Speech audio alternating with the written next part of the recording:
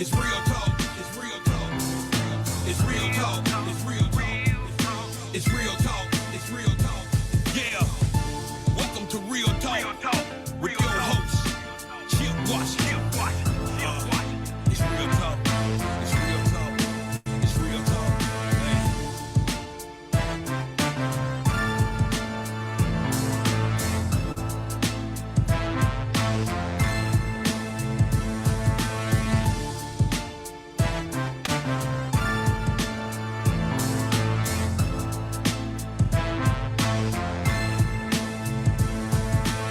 And here we go.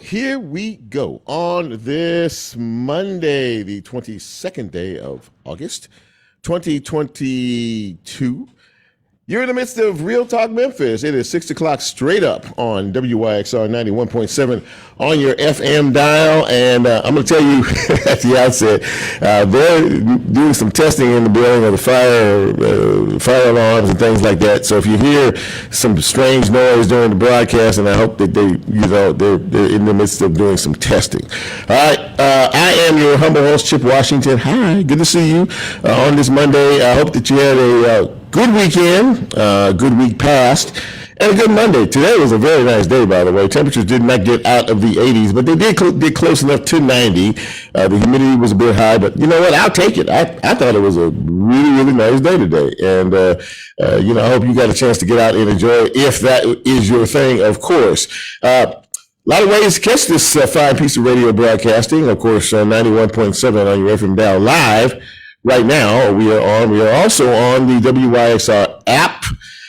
You can go to and hit that and check us out. The TuneIn app is available as well. We are live on there. And we are live on Facebook Live, ladies and gentlemen. And a bit later on, we will post it to YouTube. And as we are a podcast, when the show posts tomorrow, we will be on the podcast system. You hear what I'm talking about? This is the fire thing going on here. But anyway, back to that. Anytime you can be able to get us anywhere you get your podcast. Now, this is going to be an endeavor in really trying to concentrate on what I'm doing here while this noise and this testing is going on of the fire alarm system. So please bear with us, and I don't know how long this is going to go on. Okay, but we're going to have a really good show for you tonight. Newly elected Shelby County District Attorney General Steve Mulroy will join us in just a few minutes to talk about the election and, more importantly, what comes next. So we'll have a good conversation with him about that. A little later on, Daniel Irwin of the Better Business Bureau of the Mid-South joins us. It's scam season, but when is it not scam season? He'll talk to us about some of the latest scams and, as always, how you can avoid becoming a victim. And a little bit later on in the show, second half hour, we're going to speak to a young man who's a filmmaker. His name is Jason Martin. He's a young 32-year-old, enterprising young fella trying to, become the next, Tyler Perry or Antoine Fuqua or, any one of these big-time directors out there. We're going to talk to him about what drove him to want to be a film director and, some of the projects he's got going on and what his future looks like as well. I don't know if I don't know how well you all can hear what's going on behind me here, but the last show that was on before mine, when I was driving in, I heard that noise as well. So we'll see how long all this goes on, as I said. But before we move on, this is the part of the program where we celebrate you. If you were born on this day, we salute you via happy birthday. And either over the weekend or last week or upcoming, you know what? We're going to celebrate all of you. But we can't do that until I say, hit it, Lola.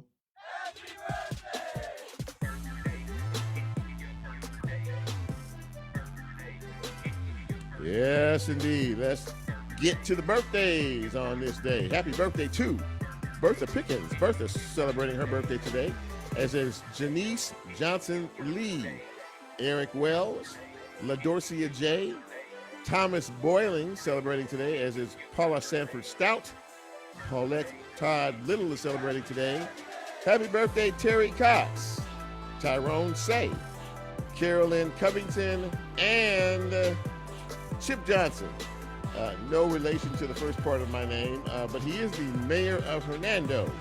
So happy birthday to you, Chip, and all of the rest of you. And if you celebrated over the weekend or you have an upcoming birthday, I'm sorry, hold on. Lola is paging me. Hang on, what is it? And Ashley Smith. Happy birthday to each and every one. And we hope to, if the Lord says so, to join you next year for your next trip around the sun. Celebrate. Have a good time. Thank you, Lola. Okay, getting into some of the news and notes today. Well, first of all, this afternoon there was a big tanker fire explosion on I-40 near Forest City.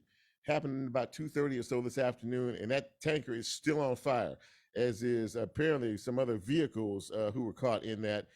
Just saw that one person is dead, as a result of this so far.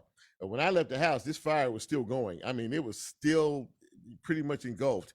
And authorities are saying that it could take up to 7 hours to clear this accident. So you can just imagine the folks that are stuck on, and the interstate is stopped, both sides, east and west at that particular area, both stopped. So you can just imagine what it's going to be like for the next several hours. Also, a big story making the news today out of Arkansas, where a man was arrested yesterday morning. He was apparently at some sort of gas station convenience stop, and he was making some threatening motion towards some of the people that worked there and being belligerent and a few other things. Anyway, law enforcement was called to the scene. They found the man, and apparently they subdued the man. But how they subdued the man is the same story we've seen over and over again. He was thrown to the ground. They had him on his chest, his hands behind his back, and 3 of the law enforcement officers were kicking him, and they were punching him. And I mean, it was, and someone was in the area, happened to be shooting a video and it's been caught on video. And from what I was told, it's been seen over 1 million times already in this country. The Department of Justice is intervening or looking into it, as is the FBI. So another bad situation, happening where law enforcement, we see these things over and over and over again. I don't know why. We don't learn from our experiences, but we don't seem to learn from our experiences. So we'll see how all that shakes out. Meantime, the search for the killer of Dr. Yvonne Nelson continues at this time. She was killed 2 Saturdays ago in Raleigh. Tiffany Wilson is the suspect, and she has a warrant out for her arrest for second-degree murder. Again, the MPD says this apparently was a disagreement over money. So after Miss Tiffany shot Dr. Nelson, she took her vehicle as well. But she's still on the run at this hour. Okay, so I'm going to start this particular story with one question. Where's Wanda? Now I'm just going to let you digest that for about 10 seconds or so. Time's up. Wanda Halbert last week, Shelby County clerk, said that she was going to close her office this week so they could get down to the business of starting to deal with the heavy backlog they have in reference to the car tags, dealer tags, and a lot of other issues, right? She actually closed the office early on Friday when folks were still standing outside in line. And so that didn't work out too good. So we knew late last week that the office was going to be closed. And I don't know how all this got prompted today, but this afternoon, I don't know, again, maybe it was a tip, maybe it was somebody said something, found out that Wanda Halbert was not one of the folks in the office that was doing the work. Wanda Halbert is in Jamaica.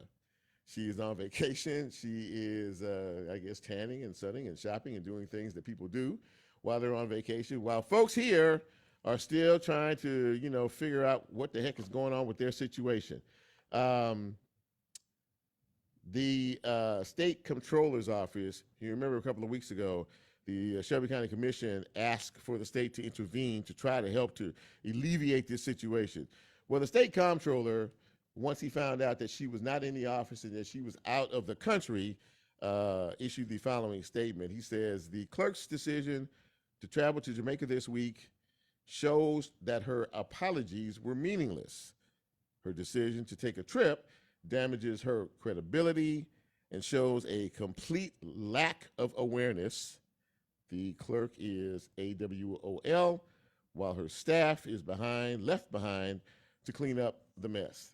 So, we just had an election, 2-3 weeks ago, and she won re-election. Now, I'm curious as to what you all think about that particular situation. It's not a good look. That's all I'll say about that. Not a good look. In other news, kudos to the Memphis 7. Remember those folks who were, Starbucks employees who protested for better working conditions and on the whole 9 yards in February? They've been out since February. Well, a district federal judge said that they were to report back to work. He ordered them to come back to work, ordered Starbucks to let them come back to work. So that happened at the end of last week. That is very, very, very good news for them. It's been a long time. And next week, I plan on having one of the Memphis 7 join me on this broadcast to talk about all this and, what comes next. And the face of COVID for the last 2 years, Dr. Anthony Fauci said today that he is stepping down in December to pursue whatever is next in his life. He's advised 7 presidents, and he's 81 years old, and it's time to get a little bit of rest. So we say to him, all the best in retirement. And how would it look to see Kevin Durant in Beale Street Blue? Kevin Durant is the most sought-after free agent out there, and the Memphis Grizzlies have sort of entered into the fray of, trying to put together a package to see if they could get him. Well, I tell you right now, that's not going to happen. All right, they're talking about Jared Jackson, they're talking about Bain and a few other your first-round draft picks that they have to try to get him. Not going to happen. So let's not get our hopes up. Let's not get excited. But it is something to think about and talk about for a minute or two, right? And of course, this weekend, I believe, is the start of college football, the official start of college football. They call it week 0, but there's going to be about 4 or 5 games this weekend. So I know what I'll be doing this coming Saturday. That wraps it up for news and notes on this particular Monday. We're going to take our first break. And when we come back, we are going to speak with none other than the newly elected Shelby County District Attorney General. His name is Steve Mulroy. My name is Chip Washington. This is Real Talk Memphis, and we will be right back.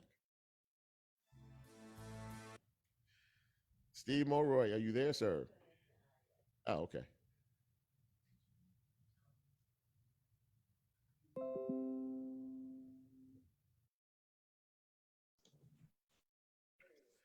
Steve Mulroy, you there?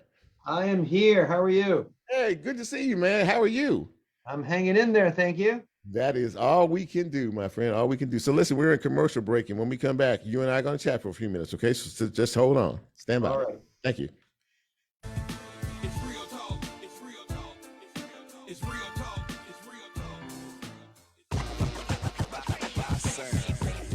You a fan of the sound? Be sure to block your calendar for December 3rd when we'll be throwing WYXR's inaugural music festival. From the airwaves to the stage, Raised by Sound Fest is a 3-day-long event showcasing local and regional talent. Come out to enjoy free live performances from 1 to 7 p.m. at Crosstown Brewing Company and the Crosstown Central Atrium, along with a day full of DJ sets from your favorite WYXR DJs. At night, stick around for ticketed events in Crosstown Theater and at the Green Room at Crosstown Arts from 7 to 11 p.m. We'll be announcing the full lineup soon, so stay tuned. If you want to be the first to know all the details, sign up for email updates at raisedbysoundfest.com. WYXR is brought to you by Minglewood Hall, presenting Ani DeFranco, the songwriter, social activist, and independent artist, on October 1st. More information at minglewoodhallmemphis.com.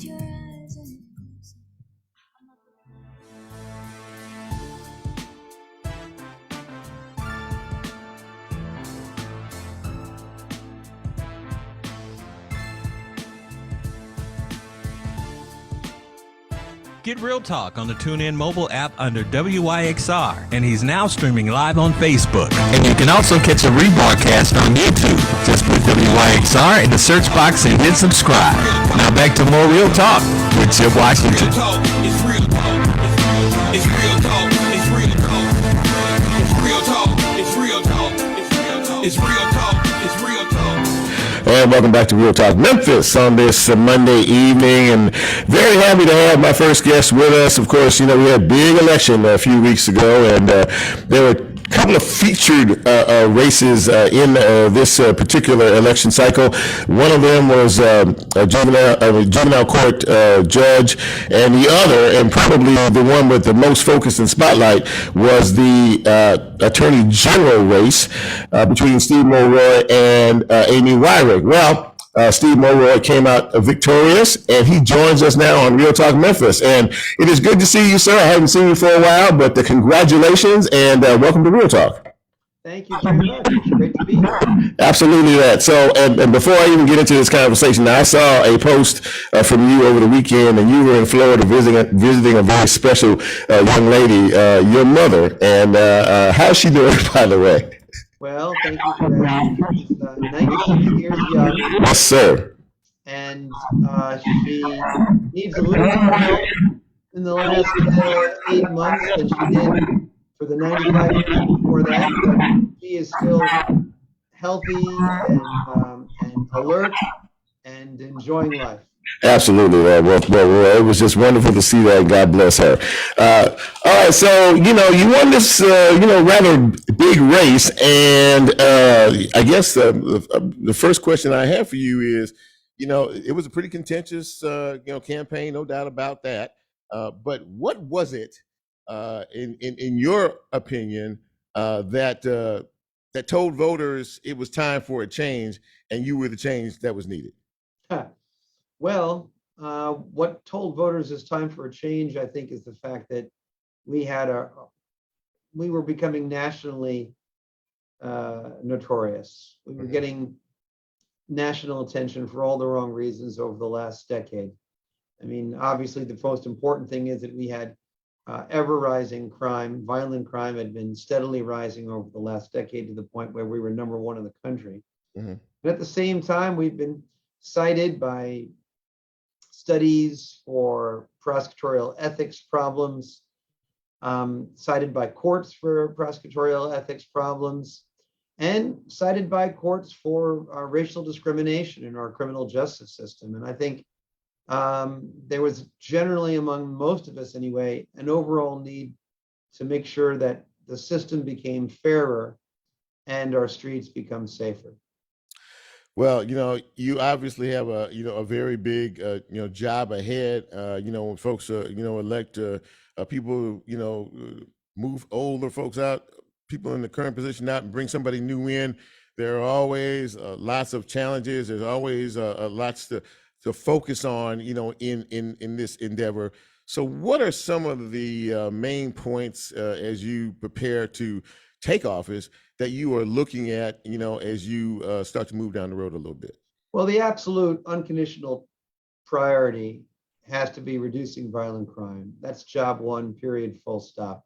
We, as I said earlier, are at record levels, and we need to do everything we can to focus like a laser on bringing violent crime down. And I think that means reorienting some of our priorities, getting away from things like prioritizing marijuana possession or being late on fines and fees, things of that nature, and focusing on crimes that really matter, like carjacking and homicide, obviously, and domestic assault. And there are a number of different ways to do that. One of them is to focus on alternatives to state prison for some of the nonviolent crimes. I think there are some reforms that we can do fairly quickly in our first year. Juvenile court needs some reform. I think we need to fix our broken bail system. And I think also we can establish a conviction integrity unit, or what I'm now calling a post-conviction justice unit, which would look back on past cases like they do over in Nashville and see if there are wrongful convictions, or in Shelby County's case, even wrongful sentences that need to be fixed. It's my hope that by doing all of that, we can restore public confidence in the fairness of our system and get the public to cooperate with law enforcement again, in a way that might help reduce violent crime. One of the biggest issues was the recent passing by the State House of truth in sentencing. And I know that you and the current DA had a difference of opinion about that. Explain your side. Yeah, well, I like Governor Bill Lee, opposed truth in sentencing. I think Governor Lee was correct when he said that we tried something very similar in Tennessee a few decades ago, and it did not reduce crime. All it did was balloon our prison budgets. We're now going to be spending under this new law $50 million more every year on prisons. Just think what we could do if we took half of that money and spent it on youth intervention on the one end and reentry services on the other. We'd be reducing crime more, and we'd be saving taxpayer money in the process. You know, on this particular issue, our incumbent is to the right, not only of Governor Bill Lee, but the American Conservative Union. And I just don't think it's right for Shelby County. So in saying that, and I kind of want to get a clear understanding of it. It's not for every crime, a serious crime, but it is for certain crimes. Is that for a rather lengthy list of felonies, including nonviolent drug felonies and robberies that are, do not result in serious bodily injury, but for a large set of crimes, a very lengthy list, we are essentially abolishing parole. So what we're essentially saying to those prisoners is, it doesn't matter how hard you try to rehabilitate, how many classes you take, skills you learn, church services you adopt. It doesn't really matter what you do to try to reform yourself. You are not going to get any credit off your sentence. And what that does is it reduces the incentive for those prisoners to reform. And it means that they're just as likely to reoffend once they're let out, and they will be let out. And the problem there is that we're not actually going to be reducing crime. We're not going to be making people safer. We're not going to be helping the victims. We are going to be spending tens of millions of dollars more unnecessarily on prisons every year. If you're just joining us, we're speaking with Shelby County District Attorney-elect Steve Mulroy. And, you mentioned earlier, there has always been, or there has been for quite some time, a disproportionate rate in terms of the racial component here, in terms of blacks being locked up in various capacities versus white. And you did make that a priority as well in your campaign. Absolutely. Talk about how you plan on doing that. Right. Well, there are a number of discrete things we can do. One is one of the areas where there is a pronounced racial disparity is with people who are awaiting trial, pretrial detention. We have 1 in 4 people spending more than 500 days just awaiting for their trial, waiting for their day in court, haven't been convicted of any crime. And the longer they're there, the more likely they are to be black. I intend to fix our broken bail system with new priorities that talk about presuming pretrial release, absent specific and credible evidence that that particular defendant is either a danger to the community or a flight risk. I think the more that we fix that, the more we're going to level off that racial disparity. Another particularly good example is the way that we treat young children in juvenile court. The federal court monitor found at pretty much every stage of the process, even if you were to control for criminal history and offense level, do an apples to apples comparison, black teens were treated much worse than white teens. We can get under the hood and fix that problem. We can change the priorities, the way that we charge offenses in juvenile court to level that off. But I think most important, I'd say that we need to start measuring racial disparities better. We need to do a better job of data, of measuring at every stage: arrest, decision of whether to do pretrial detention, disposition, sentence, the race of the defendant, the race of the arresting officer. Start measuring this and putting it up on a dashboard for the entire public to watch, and they can chart our progress. Are we getting better with racial disparities, or worse, or the same? And that will help everybody hold this office and the system generally accountable. One of my supervisors in the Civil Rights Division of the Bill Clinton Justice Department, where I used to work before I came here to Memphis, used to say, if you want to improve something, measure it. And that's what we're going to do. So recently, one of the biggest, high profile stories has been the tragic death of Reverend Dr. Artura Easton Williams, and the fact that she was shot and killed by two 15-year-olds and a 20-year-old, and the debate that has continued ever since that happened as to whether these two 15-year-olds should be charged, as adults or go through the juvenile justice system. And before you answer that, is there some type of program or perhaps a blended sentence or something that can be done as a detriment, particularly because we are seeing so many young juveniles committing such major crimes? So two great questions embedded in there. Let me try to quickly address each one of them. Sure. First of all, I'm not going to be talking about individual cases that are currently pending and ongoing, particularly because I haven't even been sworn in yet, right? And so we only have one DA at a time, and that's Ms. Wyrick. I won't be DA until September 1st. But even after that, I think I need to be careful about discussing particular pending cases. But I will tell you this as a general matter. There are going to be rare cases where we have no choice but to transfer a minor to juvenile court and most likely then adult prison. And those cases, we're essentially giving up on that child. We're saying they're incorrigible, they can't be rehabilitated. But those cases should be very rare indeed, and they're tragic. It should be a last resort, not a first instinct. And right now, unfortunately, in Shelby County, it is a first instinct. We do more transfers to adult court of juvenile defendants in Shelby County alone every year than all other Tennessee counties combined, and 95% of them are Black. And an independent federal court monitor found that the way we do those transfers was racially discriminatory. In fact, the quote is a toxic combination for African-American youth. We can do better, and we need to do better. Now, you mentioned blended sentencing is an excellent question, and Bill Gibbons, the Republican former district attorney who's now head of the Memphis and Shelby Crime Commission, just recently came out with a really great article in the Daily Memphian about this. Right now, we have two extreme choices. We either send the child to adult prison, where the data shows they're actually more likely to reoffend when they come out. So we're actually making us less safe, not safer. We're not helping the victims. And they're at a higher risk for sexual assault and suicide to boot. Or we keep them in the juvenile system where there's a broader array of rehabilitative services. But however, we lose jurisdiction when that child reaches 19th birthday. And so if they are already a couple of years below age 19, then we only get them for a few years before we lose them. Neither one of them is a perfect solution. Sometimes we need a middle ground solution of blended sentencing, where on a case-by-case basis, the judge can say, in this case, we're going to keep this child in juvenile court custody past the age of 19, maybe to 21, maybe to 25, where the brain science shows that the brains aren't really fully developed until the age of 25. I think that's something we really need to seriously consider.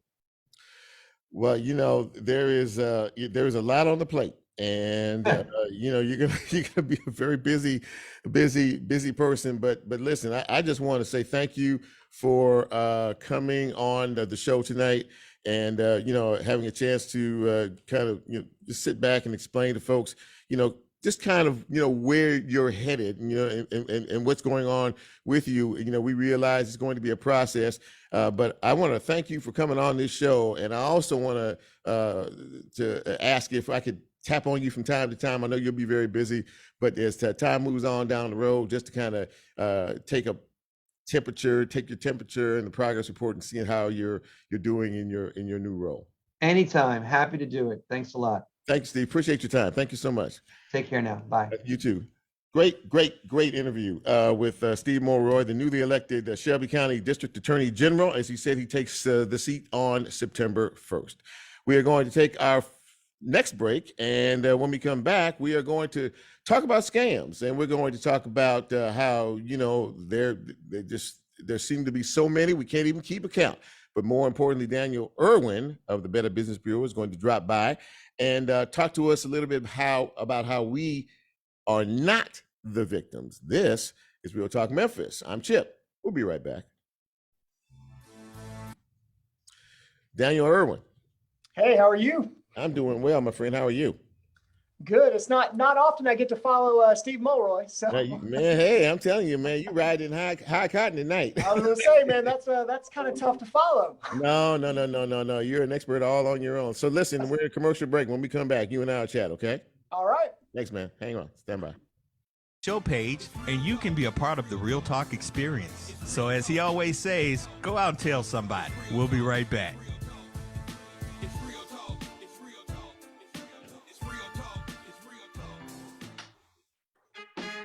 The Onstage at the Halloran Center season presents the musical history of Royal Studios, narrated by Boo Mitchell on Friday, August 26th. High Rhythm and Boo Mitchell share the stories of soul music and take you on a musically guided journey of more than 60 years with Willie Mitchell and his iconic Royal Studios. More information at orpheum-memphis.com.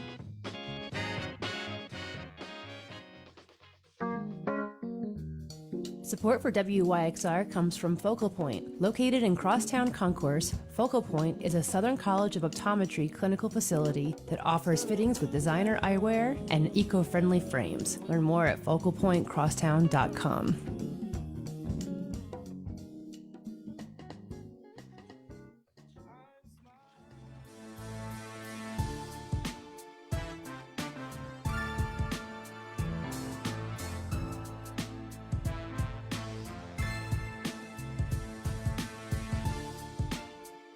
Get Real Talk on the TuneIn mobile app under WYXR, and he's now streaming live on Facebook. And you can also catch a rebroadcast on YouTube. Just put WYXR in the search box and hit subscribe. Now back to more Real Talk with Chip Washington. It's real talk. It's real talk. It's real talk. It's real talk. It's real talk. It's real talk. It's real talk. And welcome back to Real Talk Memphis on this beautiful Monday evening in the city. So before the break, we were talking about it. Scammers are getting pretty sophisticated. I mean, in a lot of different ways. To the untrained eye, or even to some trained eyes, you might see something that looks so real, you might fall for it. But nonetheless, the scammers are very, very busy. And I thought it was time for a scam checkup, so to speak. So I am invited back on the broadcast Daniel Irwin of the Better Business Bureau of the Mid-South. And Daniel, welcome again back to Real Talk. Good to see you, man. Thanks for having me. Absolutely. So you and I were talking a few days ago, off air, about this whole episode. And I kind of wanted to know what some of the more popular scams were. I think when I talked to you, we were talking about the financial scams that are going on, at a pretty high level. And we also know that there is a specific targeted group, in terms of all these scams. So tell us kind of what we are looking at. What's the landscape in the scam world looking at these days, looking like? Well, yeah. So first, let's talk about what a scam is, right? And so when we talk about a scam at the Better Business Bureau, we're talking about fraud. We're Right. talking about there was never any intention of following through with what it is they were doing. Mhm. We're talking about usually some type of imposter, somebody impersonating someone else, someone impersonating a business, someone impersonating a government agency, someone impersonating an organization that you know in an effort to get your personal information and also your money. And remember, oftentimes, scammers do want your money, right? They want that $300. Sure. What they really want is your personal information, because they can make more money off your personal information by selling it and by opening up false loans, right? Mhm. So they want your money, but they really want your personal information because they can make a lot more money off that personal information than they can that $200 or $300 they scam off you. So you were telling me, as we see it now, in terms of there are so many of them. Is there any one or two or a few right now in particular that are crop up that you all have seen more of here recently? Well, there's one that's really concerning to me, and it's one that never really goes away. It's one that we see all the time, and it's not necessarily specific to Memphis, but the utility scam. We refer to it as the MLG&W scam, but essentially, you get a phone call or a text message, and it's basically threatening to turn off your utilities unless you give immediate payment. What's concerning about this is when we had a really, really hot streak, right? We had that heat wave earlier this summer, people started getting these scam calls. And when usually we would get a lot of calls about this, people would just tell us about it, but they weren't falling for it. But unfortunately, for the first time, we had 22 people fall for this scam this summer in a 2-week span, and all of them were seniors, and they lost an average of $600. Oh my. And that's a lot of money. And again, this is something we hear about all the time, but usually people are just telling us that they got that phone call. They didn't fall for it. What's alarming is people are falling for it at an alarming rate, at a rate that we're not used to seeing. And what's also alarming is, some of the seniors that we talked to who fell for the scam, they told us deep down they knew that it was a scam, but they couldn't take that chance. They told us that MLG&W was so hard to get in touch with and so hard to deal with on a regular basis that they weren't going to take the chance of their utilities being cut off and then not have air conditioning. Wow, that really is revealing. Is it due in part too because these scammers are so sophisticated now? I mean, some of the techniques that they use, it does maybe put some pause in some folks' minds. It does. And another tactic that, makes these scams so believable. And when we ask victims who have fallen for scams and lost money, one of the main reasons they tell us that they fell for the scam was caller ID. It's really important to know that caller ID can and is usually spoofed. We see this in all sorts of scams. Oh, wow. You've had those scam calls, I'm sure, where they said they were the Social Security Administration or the IRS. Yep. Mm-hmm. Well, when you get one of those calls and they're threatening to take you to jail or they're threatening to do something or suspend your benefits unless you pay money, it's a scam. But when you see on your phone that it says IRS or it says Social Security Administration, yeah, that can be really hard to combat, right? Because again, but there could be just a little bit of truth to it. So, it really does stump a lot of people, and especially seniors. They can't get past that caller ID because remember, you can't trust anything that you see anymore. And we always say, if you didn't initiate contact, you just shouldn't engage, right? Yeah. In this day and time, if you get an unsolicited phone call, text, or email, you just shouldn't engage. And if they say something that interests you or you think something might be wrong, you should cease all contact with who you're talking to and call back the real agency with a number you've gotten independently. If you're just joining us, we are speaking with Daniel Irwin of the Better Business Bureau of the Mid-South, and we were talking about scams. And one of the ones I get online, the internet type, is from PayPal. PayPal sends me these notices that say your PayPal account has been suspended, and Right. in order for us to get resume, we need your personal information. And I just hit delete. How big a deal are the internet scams these days? Well, those phishing emails that you're talking about, those have exploded and they are really, really devastating. And you have to be really careful because when you click on links, you never really know where you're going. And so there's so many fake websites and lookalike sites out there. So you just have to be really, really careful and look for the red flags. And one of the main red flags and one of the things you can do to combat that when you get those emails is take your mouse and hover over the person that sent you the email, right? Right. If it claims to be from PayPal or Amazon, but it's from a Gmail account, right, it's not really Amazon or PayPal, right? Yeah. So looking on the sender, the address of the sender is one of the best things you can do. And again, if you didn't initiate contact, we always say you shouldn't engage. And if you think that there might be an issue, don't respond to that email. Call PayPal or call the entity that you think is contacting you from an independent number that you've obtained on your own. You can always call the Better Business Bureau and we'll be happy to give you corporate phone numbers. Yeah, absolutely that. Yeah, I've also gotten them from Amazon too. They was we billed your account for $745 for this 55-inch big screen TV and blah blah blah. I mean, it's just it's just amazing. And you and I, when we were discussing all of this, it's just there is an innate fear, I think, especially in the senior population, because they are so trusting. And as you said to me, which I thought about a lot, scammers are full-time. These are full-time jobs for these folks. Yeah, they go to work just like you or me. Their job's to scam you. It's big business. Most of the scams that we see, most of those phishing emails that we are talking about, it's all and all those phone calls you get from all those automated numbers and those robocalls and all that. Yeah. Most of that comes from overseas, right? That's coming from India and Jamaica. Yeah. And people, they actually go to work in call centers. They punch a clock, they clock in, they clock out, they get bonuses, they get benefits. Their job is to take your money and your personal information. It is quite literally a job for them. And it's big business, right? They wouldn't be doing it if they weren't making a lot of money, and it's well funded, right? Yeah. They operate it just like we would a business here. They take profits and they invest back into it. So it's big business. Is there anything that a legitimate business, corporation, or company, or whoever can do to stop this type of behavior, this criminal behavior from these scammer folks?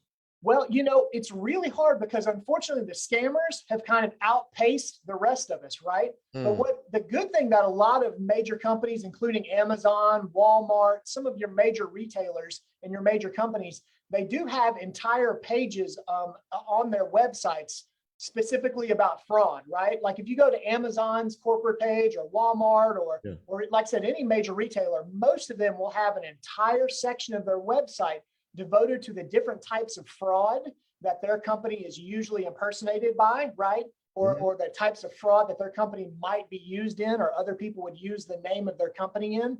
So, and then you also just have to know that like Amazon is not going to call you because there's a problem with your package, right? Amazon is not going to call you. Most major retailers are too busy to call you if there's an issue, right? The only way you're going to know there's an issue with your Amazon account or that someone has made a fraudulent charge is usually when you look at your credit card or your bank statements, right? Most major retailers aren't in the habit of calling you over a $3 or $4 or $7 charge that may or may not be fraudulent. They just don't have the time, resources, or labor to do that. And it's just not cost effective. So, you kind of have to watch your own statements, but a big red flag would be if a major retailer supposedly tried to call you.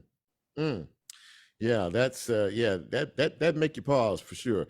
Before you get out of here, Daniel, give us some information if anyone has any hint or just really confused or need some help in terms of determining what's real and what's not. How can they get a hold of you? Well, we have a great tool here at the Better Business Bureau called our Scam Tracker. So you can not only look and see what people are reporting out there, right? What scams are going on in your area in real time, but you also can type in something. If you got a phone number or a phone call from a phone number that you want to know, is it legitimate or not? You can search our Scam Tracker. You can type that number in and you can see if anybody throughout the country has reported that phone number as a scam, right? And you can also report scam attempts to us. You can learn about, we have a listing of all the common scams going on and ways that you can combat it. So you can go to our website, bbb.org/scam tracker, or you can give us a call. We're staffed up. We have operators that all they do all day long is answer your phone calls and direct you to where you need to go and answer your questions about whether you're having an issue with a business treating you badly and you need to file a complaint, or whether something's a scam, or you may not know what it is and just need to know what we think about something and tell you how to proceed. You can always give us a call at 901-759-1300. We have a great staff standing by ready to help you. Daniel Irwin from the Better Business Bureau of the Mid-South. Daniel, thank you for coming on and giving us some very valuable information. And you take care until we talk again. Thanks for having me. I'll see you next time. Yes, sir. Take care. Take care. Well, I hope you were paying attention because he gave a lot of good information in terms of just how slick these folks are who like to scam other folks for sure. So before we go to our last break here and bring in our last guest, I want to acknowledge all the folks on the Facebook live line. Rachel Johnson, I see you there. Good to see you. Marshawn Chrysler from Jackson, Mississippi. My boy, how you doing, man? Barbara Dufour is watching us. Michael Harris. He enjoyed the interview we did with Steve Mulroy. He's checking things out. And let's see here. Diane Towns, Beverly Ingram, Karen Jones Rudolph checking us out. Appreciate that. All of you. We're going to take our final break. And when we come back, we're going to Hollywood, or at least we're going to talk to a young man who wants to go to Hollywood. This is Real Talk Memphis. I'm Chip. We'll be right back. Jason. What's going on? How you doing? I'm doing fine. What about yourself, Mr. Washington? Doing great, man. So listen, we're in commercial break. When we come back, we're going to chat, okay? Just stand by. I got you. Real Talk, here's a way you can get involved. Do you have a show topic idea or suggestion? Want to be considered a guest or have a guest idea? Then send Chip a message on his Real Talk show page and you can be a part of the Real Talk experience. So as he always says, go out and tell somebody. We'll be right back.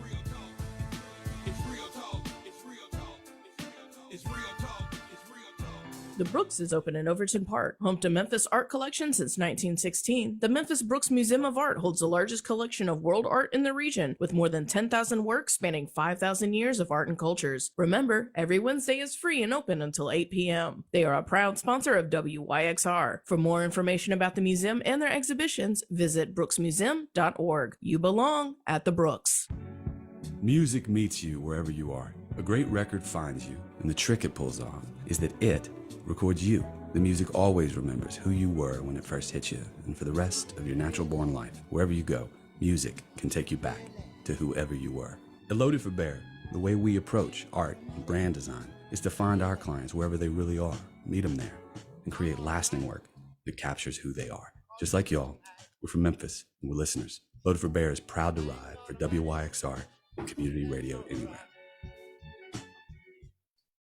And then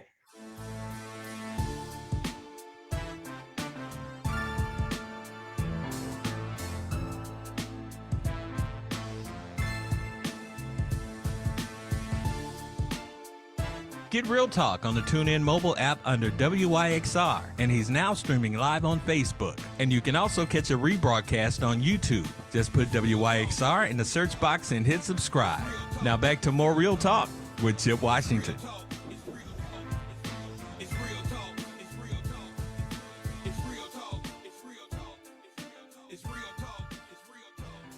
And welcome back to the big broadcast. Been a good show so far this evening. Now, my next guest is a young man who is definitely a go-getter.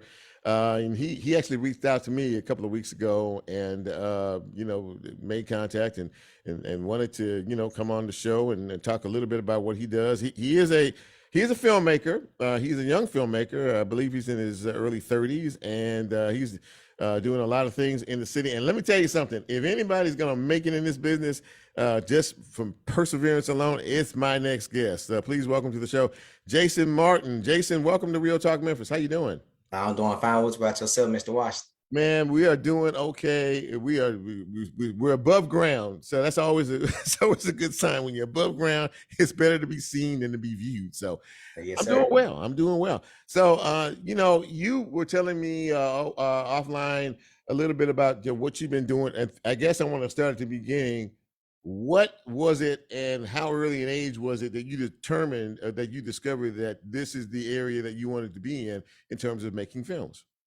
Oh, wow. It started with music first. I was a musician at first from 19 to 24. Mm-hmm. And that dream didn't work out. And then I had a friend named Ventrell Jones, and he took me to one of his sets, and he asked me to be with that guy.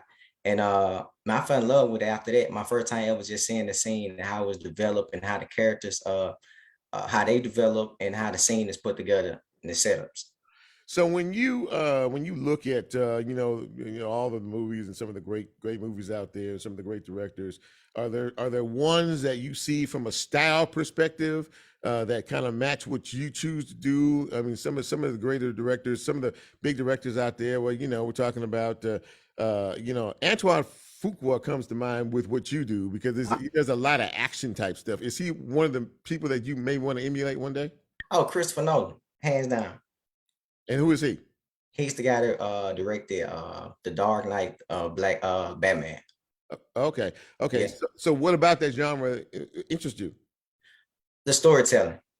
And he has a lot of action. If you go see The Dark Knight, and from the beginning in, from the bank heist, from how the Joker developed his character from, blowing up cars and taking over the city, it was just beautiful how he wrote it. And someone else that I love and admire is rest in peace to John Singleton. Oh, yeah. Baby Boy and Poetic Justice. Yeah, absolutely. He was very talented and left us far too soon. Those are two good examples. Now, you've done a few projects from what I'm to understand. Talk a little bit about what you have done so far. Yes, sir. Right now, I just did my feature link called Reminiscent Shadows, and it's about this new age satanic cult that's going city to city to collect these spiritual debts. And speaking of The Dark Knight, we was able to do a tribute to Heath Ledger, the Joker, in the movie. I don't want to say too much. We did a tribute to the Rock and Roll Hall of Famer, Robert Johnson. We had a rocket launcher scene up in there. We had, to me, one of the biggest police takedown on any level. We had 15 undercover police cars And man, we did some magnificent things in that movie. So now is this and what movie is this? The one that you're talking about? It's the feature length that's going to be at the Malco Theater. We aim for October the 6th. October the 6th. And what's the name of it again? Reminiscent Shadows. I like that. Reminiscent Shadows. And you're talking about cult stuff and all of this. That seems to be a lot of folks are doing movies and TV shows kind of with that theme. You know, yes, sir. Have you noticed is that just kind of where we are these days in cinema? Well, in a sense, when you see mine, it's just completely different. I didn't want to mimic the way that they did it, because I wanted to be based in Memphis. So even the dialogue is from a Memphis standpoint and the narrative of how we speak in Memphis. How important is it for you to represent the city that you live in now? It's very important. Nobody can persuade me to go to California. They can't tell me to go to New York. They can't tell me to go to Atlanta. I always tell everyone Memphis is the best place to film because it's so much just boundaries. And I mean, you have to talk about this off air. And I was just telling you, like, it's the idea that makes Hollywood go. It's not the money or the resource. It's the idea. And like the movie script hires the director, the actors, the executive producers, and you have the budgets, and then you go get people to do the location scout. So I'm just saying, just from this point, I know it's going to get to the point where Memphis is going to have some of the most dopest creators and directors coming out the city of Memphis soon. I mean, it seems like there is a slow move afoot for Memphis to start to identify itself, more in television and movies. I guess what's that show, The Rock, that bring? Oh yeah, I forgot. Just know he's coming here soon. I think next month, right? Yeah. They're gonna start shooting. They're gonna start Young Rock or whatever it's called. Yes, sir. That TV series is on NBC, and yes, I know that he got his starting wrestling here in Memphis. But I think there may be a focus on that. But could you see yourself now? We talked to Jason Farmer, who is planning to build probably the second largest film studio complex in this country. Congratulations, Jason. Right here in Memphis, Tennessee, by the way. Is that someone that you can see yourself maybe collaborating with down the road? Since you sound like you're very Memphis centric when it comes to what it is you're trying to do. Oh, yes, sir. Yes, sir. I really want to, and see Jason on date. I'm very excited for them as well. You know what I'm saying? I really want to work with Jason. I think that'd be dope for me to do a project together. And it's just one of my biggest things. I have no boundaries. And man, you discussed this. So I like to see things done. If Hollywood can do it, we can do it. Mm-hmm. You know what I'm saying? So that's why I say it's as long as the boundaries ain't there, as long as we can push that level, because the thing is about competition and being competitive. We have to compete with other major cities that got their major productions behind them. Talk about, so you said that this movie that you're the feature length that you're working on, you're going to release it at Malco, or at least you hope to release it at Malco here pretty soon. Yes, sir. So what about some of these like online, these streaming services? I mean, there's so many of them that people go to Tubi and a lot of. Yeah, you can go through Mavericks, or you can go to Indie Rights or Homesteady. Those the distribution with a lot of independent artists. I mean, filmmakers. They distribute. They let them handle the distribution and everything to get them on Amazon Prime, Netflix, Hulu and Tubi and stuff like that. Yeah, I mean, is that a good way to go? Do you think? Yes, I think. Yeah, it is, because this guy Howard Bell, he went through it, and he's on Stars right now with Jukin. So you just never know where it can take you to. Yeah.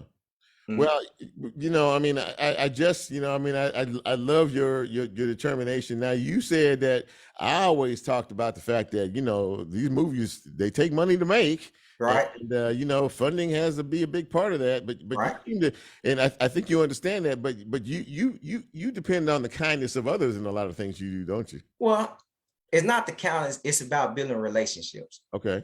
So it's always going to be a favor for a favor. Now, I do pay if I have to pay. Mm-hmm. That's always never going to be out.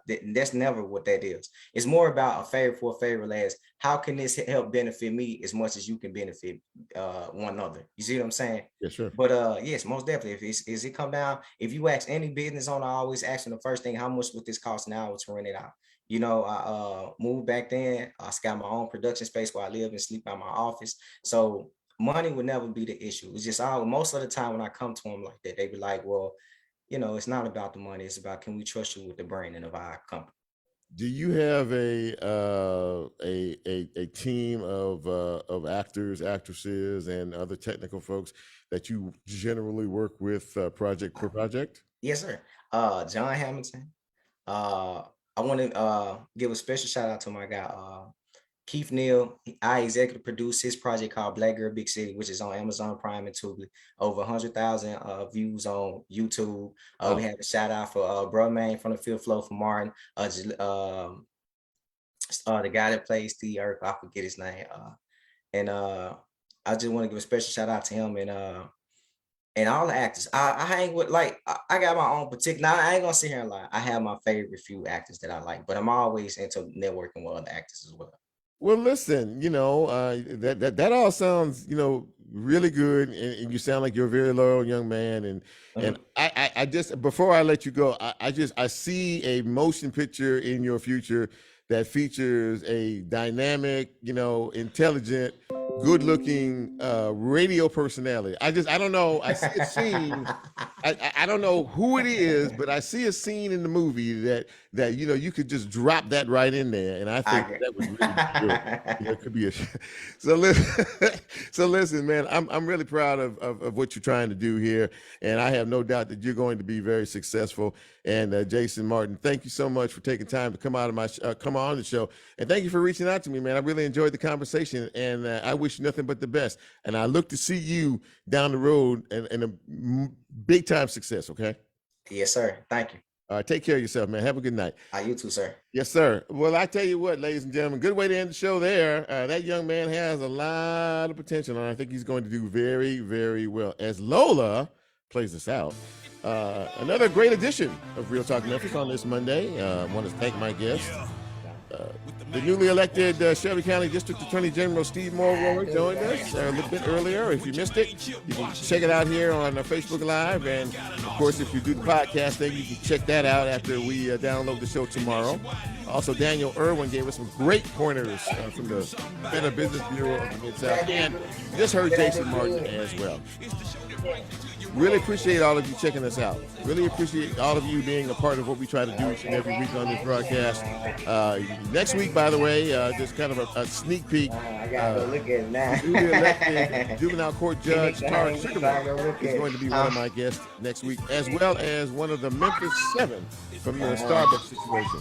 So in the meantime, in between time, be good, take care of yourself, take care of each other, watch your surroundings, and just try to love instead of hate. You'd be surprised how far it takes you. For Lola, for Nicole, for Sel, I'm Chip, and we're out. Have a great week.